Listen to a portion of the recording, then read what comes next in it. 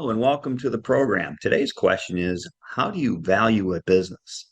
My name's Jim Beno. I'm a seasoned business broker, also known as an M&A advisor. As a reminder, I do not give legal advice. I do not give tax advice. So let's jump into the question. How do you value a business? That's probably the number one question I get from business owners when they're thinking about selling is, what is my business worth?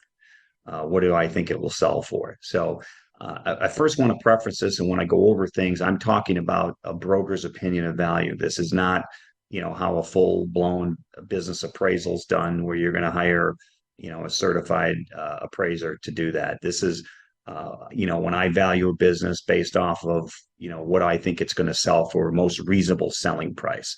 So that's what we're talking about today. So there's a lot of steps that I look to do when trying to give an opinion of value, and I usually give a range. And it's up to the seller where they want to list their business. So, for instance, if I give a range between 3.6 million and 4 million, and they want to list it for 4.4 million, that's fine. It's their business; they can list it for whatever they want to list it for. But if I give a range between 3.6 million and 4 million, and they tell me, well, we're not selling unless we can get $7 million for the business or 6 million, I'm probably not going to take that listing because I'm going to be investing my time and money. And the chances of getting that to the finish line is probably slim to none. So how do I give an opinion of value? What do I do? Well, the first thing I'm going to do is I'm going to jump in the last several years' tax returns and financial statements. I'm going to look at the sales, and I'm going to look at the net income. I'm going to look at how the business is trending. Is it, sales and net income going up each year? Or is it going down? I'm going to look at any one-time expenses or one-time revenues that need to be either added back or subtracted from those numbers to normalize what those earnings would have been for the years. I'm going to look at comp reports. When I say comp reports, I'm looking at similar businesses within the industry sold. What multiple did those businesses sell? The multiple of adjusted EBITDA, or if it's a Main Street business, we go off of seller's discretionary earnings or owner benefits. It's basically adjusted EBITDA plus one owner's salary, and you're going to look at what that multiple is. And then I'm also looking at similar size businesses. So a business that makes $1 million a year is going to sell for a bigger multiple than a business that makes $200,000 a year, and probably a smaller multiple for than a business that makes $10 million a year. So size does matter when you go to sell your business as far as sales and net income goes. And so I'm going to review the comp reports. I'm going to look over all the financials. I'm going to sit down with the seller and ask him some questions. I want to know about working capital requirements.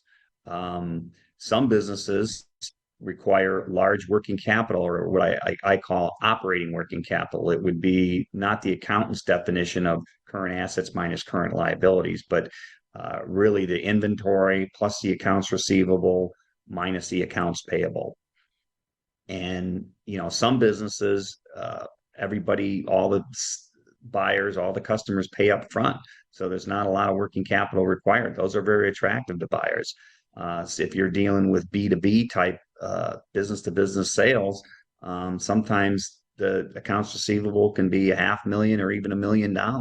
And, that has to be factored into the value of, or the opinion of value for the business. What's the equipment? Is the equipment newer, and has there been some large recent capital purchases, or is a new owner going to have to spend $1 million and upgrade a lot of the equipment? That's factored into my opinion of value.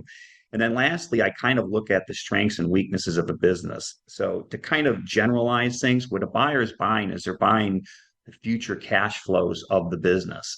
And so they're going to look at where the business is today, and then they're going to look at what are the risks to those future cash flows in the future. And from there's going to be some type of multiple applied to those earnings. And the greater the risk, the lower the multiple. The less the risk, the higher the multiple.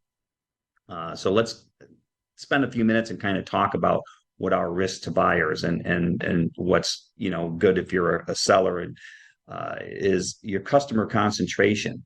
If you don't have, like, if your largest customer makes up less than 2% of your gross annual sales, that's a bonus. That's a plus. That's a positive. If you've got your top four customers make up 60% of your gross sales, well, that's a risky proposition for a buyer, and that's probably going to decrease your multiple. Or the buyer is going to want some type of earnout or customer retention bonus paid on those.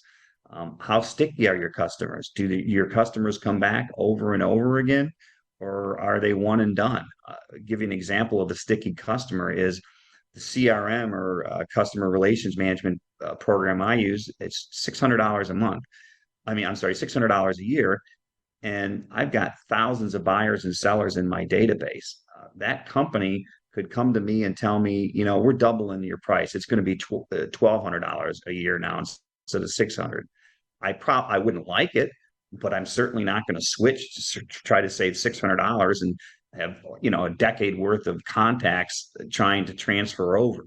So that's what I call a sticky customer. So if you've got sticky customers, that's a bonus for your multiple. You have management team in place.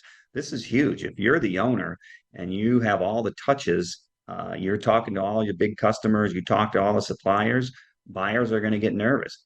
If you have a management team in place where they're dealing with all the day-to-day activities, that's going to make them a little more at ease to move forward with the purchase and get you a higher multiple because it's less risky because that management team is theoretically going to stay with the new buyer. Is your industry heavily regulated? Are there barriers to entry with your business? Is there room to grow? If you have currently 90% of the market share, that's great. You dominate, but how do you grow that? Versus if you have, you had 15% of the market share 3 years ago, and now you're at 25% and growing, that's more attractive to a buyer. How long is the owner willing to stay for a transition? If it's a lower mid-market deal, that owner should plan on being there at least a year, maybe 2 or 3 years. But even on the small Main Street businesses, how long you stay is going to make a buyer more comfortable. Other items that could be a risk for a buyer, is there any type of license requirements that could make a buyer nervous, or distribution or agreements or vendor agreements that might make a buyer nervous? Do any employees or customers know the business is for sale? Uh, do your key employees have non-solicit agreements signed? Do all your employees have social security numbers, and are you withholding taxes for all your employees? Is there any pending litigation on the company that you're aware of? Is there any pending technology changes that could happen? For instance, look at Blockbuster back in the late 80s and 90s, the video rental stores, they were doing a killing. And then streaming came out and basically crushed that industry within a few years. So technology changes can have a drastic impact. Are there any potential negative government regulation changes coming down the pipeline? Are there any new competitors to deal with? Maybe you're a local hardware store and there's a Home Depot opening up a quarter of a mile down the road that's going to be open in 90 days. That's going to hurt sales for sure. So normally when I give a range, these are all the things I like to look at to determine a reasonable selling price. Hopefully that gives you some ideas as far as what your business is worth. That's it for today. Thanks for listening. If you found this content helpful, please like the video and subscribe to my channel. I'm going to have other educational videos on how to buy and how to sell a business. Once again, I do not give legal advice. I do not give tax advice. When buying or selling a business, you should always consult with a local attorney. To contact me directly, you can reach me at Beno at businessbrokerexpertsinc.com. That's JIMBENO at businessbrokerexpertsinc.com. I appreciate you staying to the end. I have a couple free bonuses for you.